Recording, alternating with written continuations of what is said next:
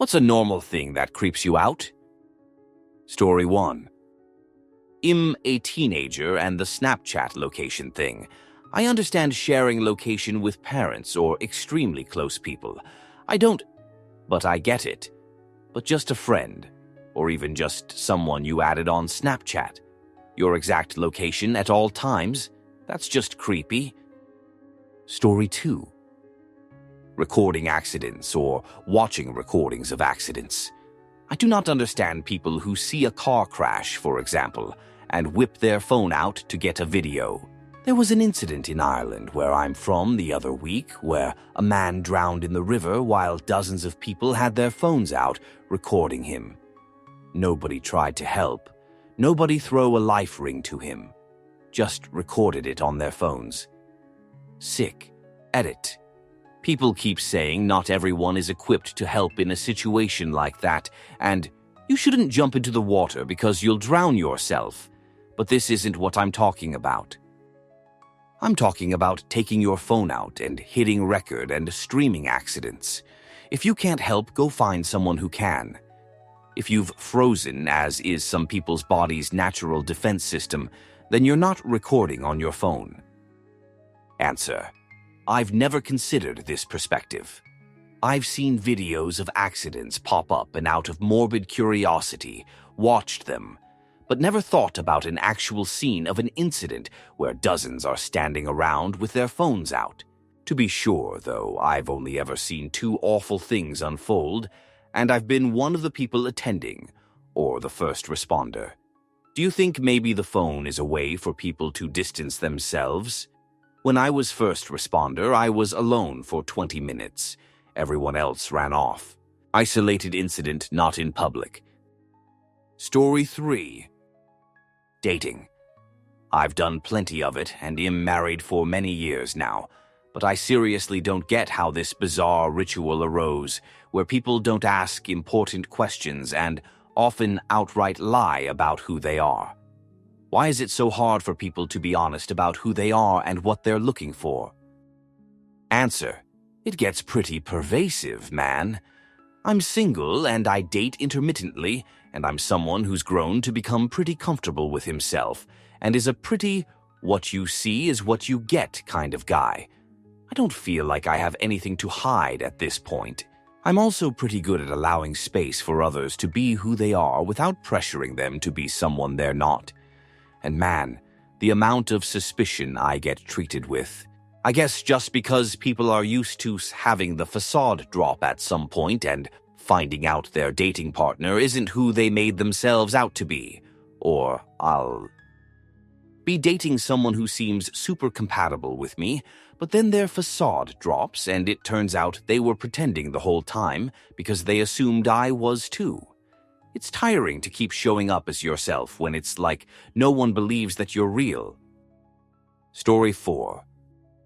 One thing that really creeps me out is having to publicly share my full name or personal phone number in professional settings with clients. In a previous job in sales and customer service, I was required to include my first and last name in emails and use my personal number for customer interactions. The company I worked for was the most reputable, and we dealt with some unpredictable and intense customers. I was always worried that someone might use my personal information to track me down on social media or even in real life. Story 5. Many little holes bunched together, like honeycomb. Anything with a weird texture that I'm not able to feel with my hands, if I see it in a pic video, will haunt me for literally days or weeks. IDKY. Story 6. Social media is straight up evil. I remember about 20 years ago, we were doing an assessment of Facebook at work, and we all had the same reaction. This is not going to turn out well. It's going to be used for evil, not good. And the people that wonder, I don't understand how Facebook makes any money, are exactly the users FB was and continues to make money off of. Story 7. Sometimes when I do things that are too normal, I feel like I'm in a simulation, LOL. like sometimes when I brush my teeth or make my bed. Like this is so Sims, it just kind of creeps me out to remember I am physical, if that makes sense, and I need to constantly fuel myself to survive. Story 8. Static on the radio or TV harmless, they say. Just random noise filling the space where signal should be. But that space is the unsettling part. Its absence dressed up as sound, flickers, hisses, pops no rhythm, no pattern, like something trying and failing to speak. It's the sound of being cut off, stranded in the dead space between connection and nothingness. Static is a doorway half open, not quite silence, not quite signal, just enough to make you wonder what might be slipping through. Story 9. Funerals, especially open casket.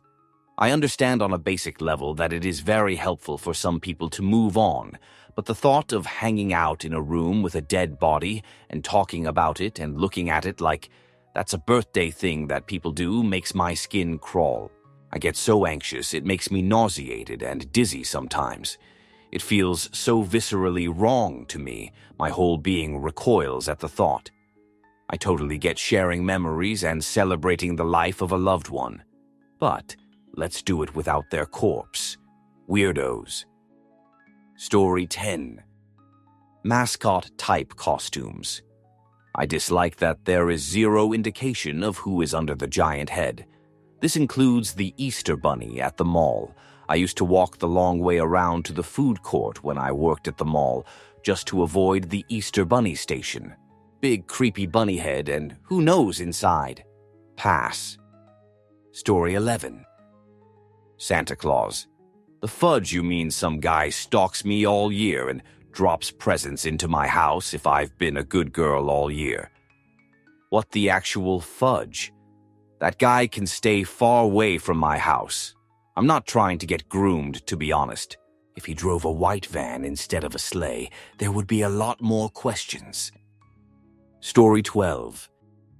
Men adjusting themselves mid-conversation. I pull faces and have even said, "Oh, don't touch yourself when you're talking to me." The fact that it's normal to men to not wait till a private moment to adjust their cock and balls, just to do it while talking and making eye contact with someone, even at work. Massive ick. Story 13. When people talk to themselves out loud, I've often heard it's normal, though I don't do it and don't really get it. I used to not really make any sound at all by myself before I got a cat. Now I just speak to her LOL. For some reason, something about somebody talking to themselves makes me super uneasy and unsettled. It feels almost uncanny to me. I, of course, don't mean minor stuff like reacting with a short expletive or getting spooked, but more actual talking out loud, even if at a lower volume. That's what your head voice is for, I feel like Lowell. Story 14. Have you ever seen those nasty jerk frogs that give birth from hundreds of little holes on their back? I was flipping through channels one night and saw it on a Discovery program. I instantly ran to the bathroom to vomit. I've never viscerally reacted to something like that before. Fudge disgusting. Story 15. For some reason, raccoons' front paws freak me out. Don't get me wrong, they're adorable little animals and smart. But when I see a video of just a raccoon's little hands, I get really weirded out. Just saw one today of a raccoon reaching up to eat out of a bird feeder with a motion-activated camera. All you could see was one little furry hand reaching up and taking handfuls of seeds in the dark. Years ago, I saw another one where there was a wooden footpath with gaps between the planks of wood. Someone dropped a handful of nuts and all the raccoons under the path were reaching up through the planks, just grasping at everything. I think it's because their hands look a bit like human hands. Gives uncanny valley vibes. Story 16.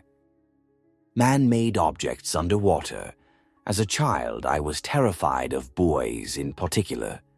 Something about knowing there was a chain leading down towards the bottom just freaked me right out. As an adult, I still get scared of swimming near docks, moored boats, underwater piping, you name it. Even opening toilet lids is scary for me. Strangely enough, organic matter is fine. All the fish and pond plants in the world can touch me, whatever. It sounds like I'm just being quirky, but it really does incite irrational anxiety in me and always has. Story 17. Rooms with large machinery such as HVAC rooms for commercial or industrial buildings, boiler rooms, engine rooms, etc. It's worse if the equipment isn't running because my brain constantly thinks it will start out of nowhere, and that freaks me the fudge out. Story 18. Fandoms. Being so into something that you make it a huge part of your personality, or just buy a bunch of crap with a company, team celebrities, logo emblems, whatever's on it. It's usually sports, but people do it with celebrities and brands too. It's really creepy to me. Story 19. Cleaning out food waste, especially in sinks and stuff. Guess what 60 of my job working at McDonald's is? Human bodily fluids literally don't gross me out at all. I was a housekeeper. Long as I have a face mask and gloves, I am A-OK to clean up any odoriferous, filthy mess customers leave in bathrooms. But food waste, especially soggy, shoot like wet bacon. Fudge shoot me, it would be kinder. Story 20. People wearing basically the equivalent of just their underwear to the beach. Any other setting, it's unacceptable, but this is just wearing different colored underwear, men shirtless, women in bra and panties, etc. Story 21. Eyeballs. Maybe it has something to do with punishment. When I was in trouble as a kid, my dad would force me to look him in the eyes. Somehow, that triggered something in my head to think depictions of eyes, posters or drawings, were creepy. I've gotten better over time and can think people's eyes look nice, but eyes that stare are still creepy. Story 22. Hot tubs. A friend of mine even got a little pissed off at me when I let on. That has creeped me out.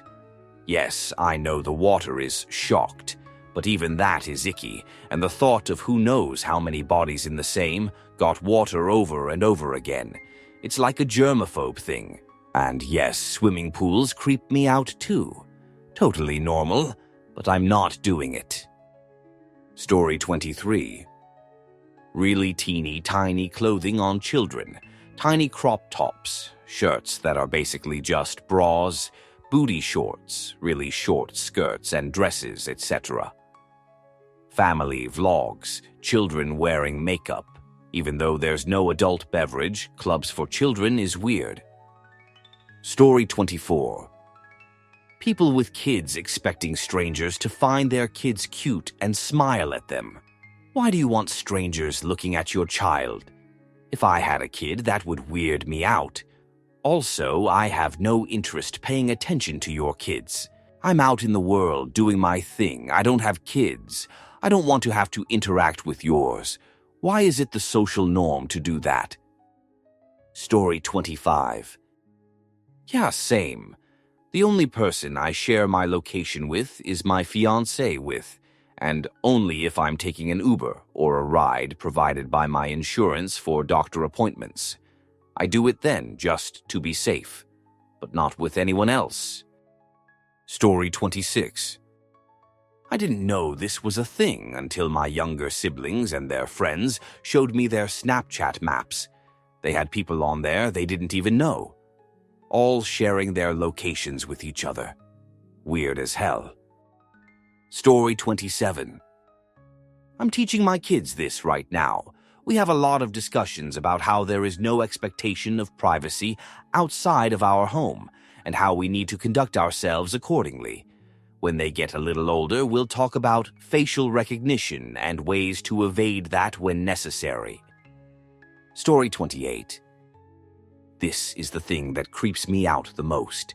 It creeps me out how normal it is becoming. It creeps me out that people post details of their lives on social media and have no idea that all it takes is one nut with a screw loose and a talent for all things IT to exploit the target. Here's something weird. I was talking on the phone with someone, and for whatever reason we were talking about cake decorating, something I've never given much thought to, let alone talked about or searched for or read about online. The next time I got online, I started getting banner ads for cake decorating. Classes, products, experts, etc. I thought I was going crazy, but happened to mention it to a guy I worked with. He said he had the same thing happen to him regarding another topic, and he thought he was going crazy.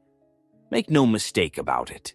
Computers are watching us from all angles, and it's only going to become more commonplace. Story 29. Don't attack me, just hear me out. Watching a lot of true crime interrogation footage has showed me that we don't have nearly as much surveillance as people say. So many psycho-skillers almost get away, but some grainy CCTV footage is the spark that lights the way. The trade-off for being recorded is that we are better able to stop society's worst. Total surveillance is crazy, but not allowing enough allows the worst of us to get away with a lot. I don't have a solution, and maybe the net positive is still less surveillance, but I feel a lot better knowing something might deter someone from harming someone else over having the perception of not being watched. Edit. And I am always open to a new perspective, especially if it takes me in a direction where I feel more comfortable. Story 30. Yes, exactly this. We are now told to understand we are always being filmed everywhere we go. This is exactly the opposite of everything I was told growing up a few decades ago. It's just accepted when I would have thought we would have fought it at every turn. Story 31. I got a guy like this at my work.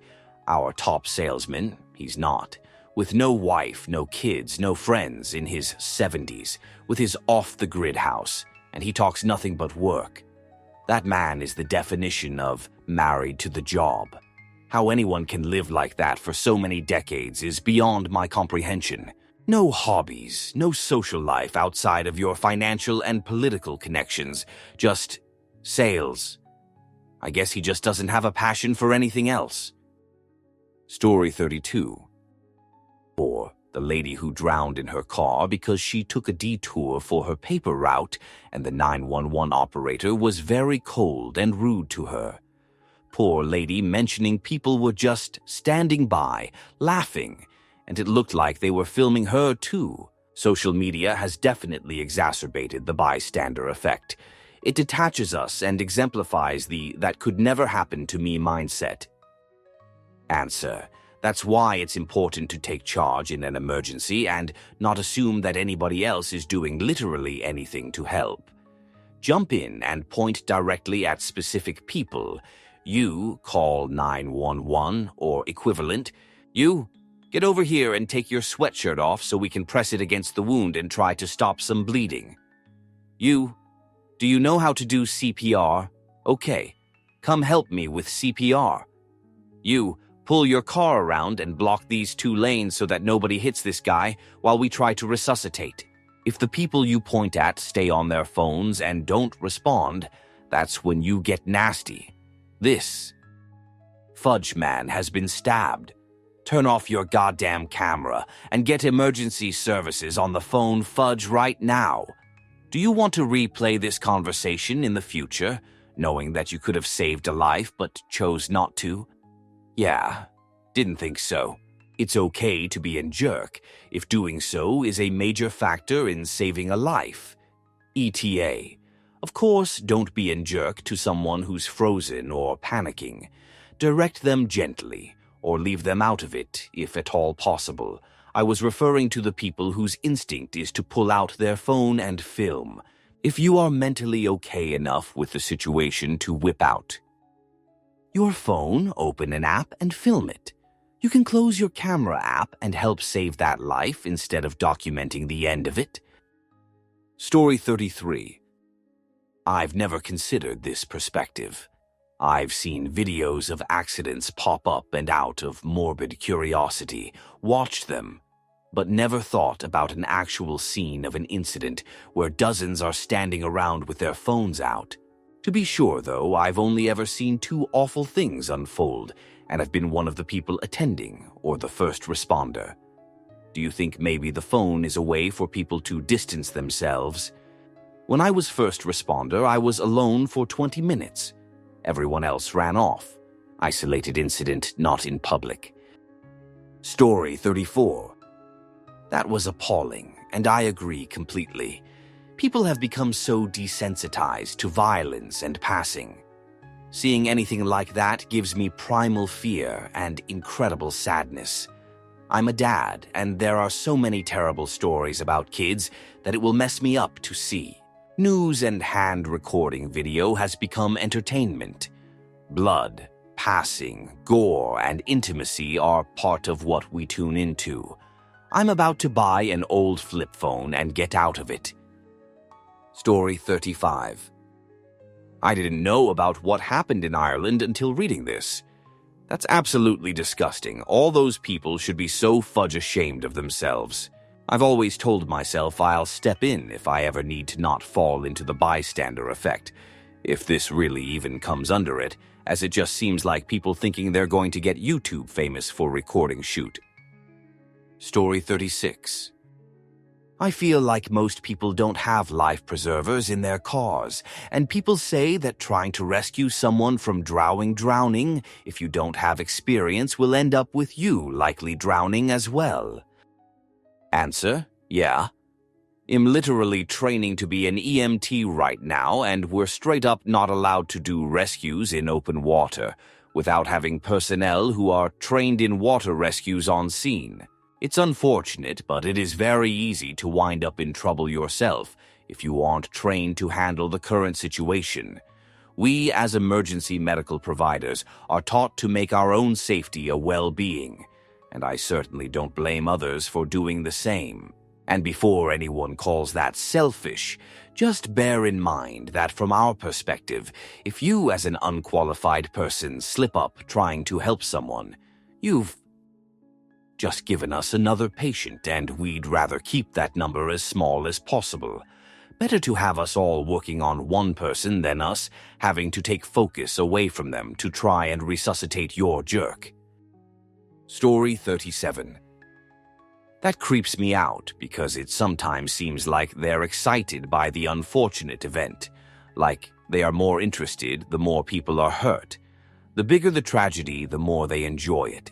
Imagine being one of the people in the accident and knowing onlookers seeing it, thinking it would be cool if you or someone died. Story 38. I work EMS, and almost every time we'll be on scene of a motor vehicle accident. Either traffic will be backed up due to rubbernecking or someone else will almost cause an accident for the same reason. Last fall, our ambulance was called to a parking lot to check out a fender bender involving a woman in one car and a gentleman on a motorcycle. No injuries, but law enforcement wanted us to clear them. After being on scene for only 2 minutes, we hear a noise that's unforgettable, a sound of vehicles colliding. A guy in a pickup truck had rear-ended a school bus full of kids, stopped at a stop light. So now our little fender bender with no injuries had turned into a serious accident with multiple patients because one person was paying attention to our accident instead of what was in front of him. Story 39. Working retail will have to going in there to sit for an extra 10-minute break and walking in on a full back wall of feces. Like someone actually bent over the toilet and let it rip. I usually stop needing extra break time after that. Story 40. Agree. All ASMR makes me rage. I dislike it so much. The whispering is bad, but the tapping acrylic nails on everything especially makes me want to start punching things. I really can't fathom how it relaxes anyone. Story 41. The only ASMR I can deal with is slime videos, listening to keyboards typing, or people cutting up bars of soap. Stuff like that. IDK, what you'd call it. Eating noises are the worst. Whispering just annoys me. Story 42. Yes, and people keep sticking it in videos and adverts. If there's someone tapping, shaking, rustling, crinkling something in an exaggerated way, or whispering for any amount of time, it makes me feel a dirty, burning inner anger. Story 43. I used to be this person. All my life it set me off and wasn't relaxing and grossed me out. And then one day, for some reason, I came across a video that actually had me asleep in minutes. And now it's been 5 years and I can't sleep without ASMR. I kinda miss back when I couldn't stand it. Story 44. Thank you. I get anxiety driving on highways. It's 65, 75 where I'm at because of how fast everyone is going and how in just a second that can all change, more extremely at a higher speed. I'm totally fine on city streets. Story 45. It gets pretty pervasive, man. I'm single and I date intermittently, and I'm someone who's grown to become pretty comfortable with himself and is a pretty what you see is what you get kind of guy. I don't feel like I have anything to hide at this point. I'm also pretty good at allowing space for others to be who they are, without pressuring them to be someone they're not. And man, the amount of suspicion I get treated with. I guess just because people are used to having the facade drop at some point and finding out their dating partner isn't who they made themselves out to be, or I'll be.